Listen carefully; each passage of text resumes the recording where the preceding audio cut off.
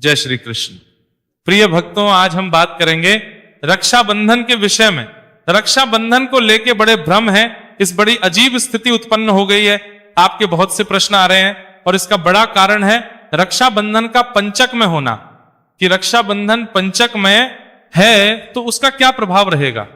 पंचक में राखी कब बांधनी है, पंचक कितना प्रभावी है, इस रक्षाबंधन पर भद्रा का क्या समय रहेगा, भद्रा कब से कब तक रहेगी, राखी बांधे या नहीं बांधे, भद्रा का वास कहां पर है, और वर्ष रक्षाबंधन पर ग्रहण भी है तो ग्रहण कहां कहां है, कहां ग्रहण नहीं होगा रक्षाबंधन पर, इसका कितना प्रभाव रहेगा।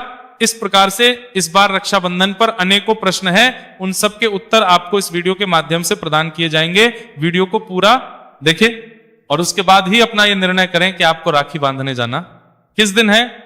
जो बहनें भाइयों के घर के नजदीक रहती हैं वो तो कभी भी जा सकते हैं, लेकिन जो दूर से आने जाने वाले हैं उनको उसी के अनुसार अपने टिकट बुक करने हैं, आने जाने का पूरी योजना बनानी है। तो ध्यान से सुनिए, सारी जानकारी प्राप्त कीजिए इस वीडियो के माध्यम से और उसके अनुसार अपनी योजना बना के रक्षाबंधन को मनाइए।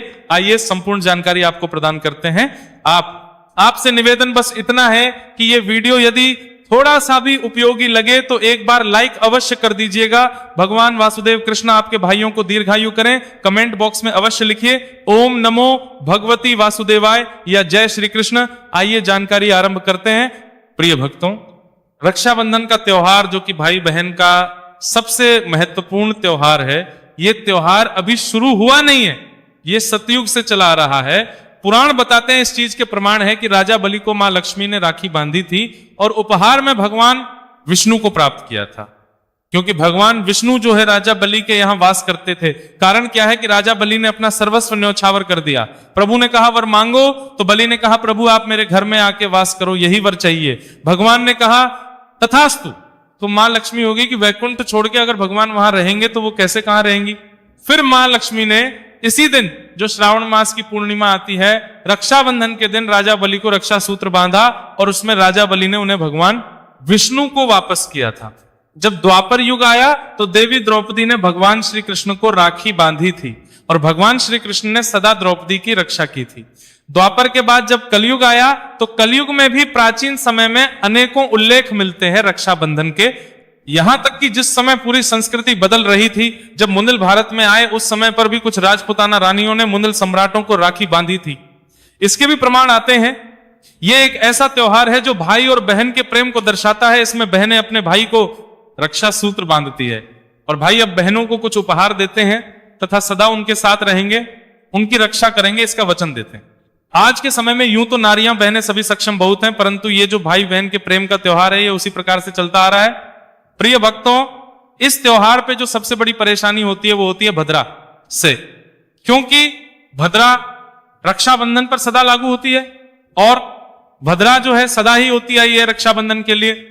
और इस वर्ष भी भद्रा को लेकर बड़ा संशय बना हुआ है कि भद्रा कब समाप्त हो रही है, कब राखी बांधे। अच्छा, इसके अलावा क्या रहा है कि इस वर्ष ग्रहण भी है, तो ग्रहण का क्या प्रभाव है, सूतक तो उससे बहुत पहले लग जाएगा, तो फिर राखी कैसे बंधेगी। और सबसे बड़ा प्रश्न जो उठ खड़ा हुआ वो ये कि इसी दिन पूर्णिमा वाले दिन ही आरंभ हो रहा है, तो पंचक किस प्रकार से प्रभावित करने वाला है इस रक्षाबंधन को। प्रिय भक्तों, सबसे पहले तो भद्रा की बात करें कि भद्रा जो है ना वो वास के अनुसार होता है कि भद्रा का वास कहां पे है, पृथ्वी तल पे है या पाताल लोक है या स्वर्ग लोक में। तो भद्रा का वास जिस स्थान पर होगा उसके अनुसार उसका प्रभाव होता है। यदि उसका प्रभाव पृथ्वी तल पर हो तो उसको हम सर्व विनाशकारी भद्रा कहते हैं। और ऐसी अवस्था में हमें राखी नहीं बांधनी चाहिए। जब भद्रा चल रही हो हमें राखी नहीं बांधनी चाहिए। परंतु यदि भद्रा का वास पाताल लोक में हो तो किसी प्रकार की कोई हानि नहीं होती, आप राखी बांध सकते हैं। और यदि भद्रा का वास स्वर्ग लोक में हो तो भी आप राखी बांध सकते हैं, किसी प्रकार की कोई हानि नहीं होती और किसी प्रकार की कोई बाधा नहीं होती। हमें केवल यह रखना होता है कि भद्रा का वास कहां पे है और भद्रा है कब। अगर भद्रा का वास पृथ्वी पर है तो भी हम भद्रा पुंछ में राखी बांध सकते हैं, अर्थात जब भद्रा पुंछ चल रहा हो उस समय पर दोष उसका समाप्त हो चुका होता है तो उसमें आप राखी बांध सकते हैं। इसकी गणना आपको बताएं, उससे पहले यह जानना आवश्यक है कि राखी मनाई किस दिन जाएगी। उसी के अनुसार तो यह निर्धारित होगा कि भद्रा कब शुरू हो रही है, उस दिन पर क्या समय रहेगा, मुहूर्त क्या रहेगा, यह सब निर्धारित होगा कि रक्षाबंधन मनाया किस दिन जा रहा है। रक्षाबंधन का जो त्योहार है वो श्रावणी पूर्णिमा को मनाया जाता है। अर्थात जिस दिन सावन के महीने की पूर्णिमा होती है, जिस दिन समाप्त हो रहा होता है सावन, उस दिन रक्षाबंधन मनाया जाता है। इस वर्ष 2026 की अगर हम बात करें तो सावन की ये जो पूर्णिमा तिथि है, ये पूर्णिमा तिथि आरंभ हो जाएगी 27 अगस्त को। 27 अगस्त को सुबह 9:08 पर और ये 28 अगस्त को सुबह 9:48 तक। ऐसे में सूर्य के मुख से पूर्णिमा रहेगी 28 अगस्त को, परंतु पूर्णिमा का जो व्रत किया जाता है ना, जो माताएं बहनें चंद्र अर्घ्य व्रत करती हैं, तो उनको व्रत कर लेना चाहिए 27 को, क्योंकि 27 को सुबह 9:08 पर पूर्णिमा आ रही है। जो सत्यनारायण भगवान का व्रत करना चाहते हैं वो 27 को भी कर सकते हैं और 28 को भी कर सकते हैं। आप अपने निर्णय कर सकते हैं, दोनों ही दिन व्रत किया जा सकता है। तो यहां पर ध्यान देने वाली बात यह है कि पूर्णिमा तिथि जो है वो 27 तारीख को लग रही है। और भद्रा की अब हम बात करें तो भद्रा जो है ना, ये भद्रा की शुरुआत भी 27 तारीख को ही हो जाएगी और यह भद्रा प्रातः काल 28 तारीख को समाप्त भी हो जाएगी। ऐसे में भद्रा चाहे स्वर्गलोक में हो, चाहे भद्रा का वास पृथ्वी पर हो और चाहे पाताल लोक में, इस भद्रा का रक्षाबंधन पर प्रभाव नहीं रहेगा, क्योंकि रक्षाबंधन उस दिन मनाया जाता है जिस दिन पूर्णिमा, सावन की पूर्णिमा सूर्य के मुख से है। इसीलिए रक्षाबंधन का त्योहार मनाया जाएगा 28 अगस्त को और भद्रा 27 अगस्त को, क्योंकि पूर्णिमा सुबह आ जा रही है तो 27 अगस्त को लगेगी और 28 की प्रातःकाल समाप्त हो जाएगी। अब मैं मुहूर्त की बात करूंगा कि 28 तारीख को राखी बांधने के लिए मुहूर्त कब रहेगा, पर उससे पहले यह समझना आवश्यक है कि जो ग्रहण है उसका क्या प्रभाव रहेगा। फिर मैं आपको पंचक के समय की बात बताऊंगा, उसके बाद फिर आपको शुभ मुहूर्त बताऊंगा। ग्रहण के बारे में जो बातें आ रही हैं, निश्चित रूप से इस दिन ग्रहण है और चंद्र ग्रहण है जिसका सूतक 9 घंटे पहले लग जाता है। पर यह ध्यान देना होगा कि ये जो ग्रहण है इसका प्रभाव कहां कहां पर है, भारत पर इसका प्रभाव रहेगा या नहीं रहेगा। अभी जो सूर्य ग्रहण गया, सूर्य ग्रहण भारत में नहीं था, उसका कोई प्रभाव भारत में नहीं था, पर जो चंद्र ग्रहण आ रहा है उसका प्रभाव कितना है, सूतक काल कहां है, उसके विषय में मैं जानकारी देता हूं। प्रिय भक्तों, अगर मैं ग्रहण की बात करूं तो जो इस दिन ग्रहण है 28 तारीख को, ये भारतीय समय सुबह 6:53 पर शुरू हो जाएगा और ये दोपहर को 12:31 पर समाप्त होगा।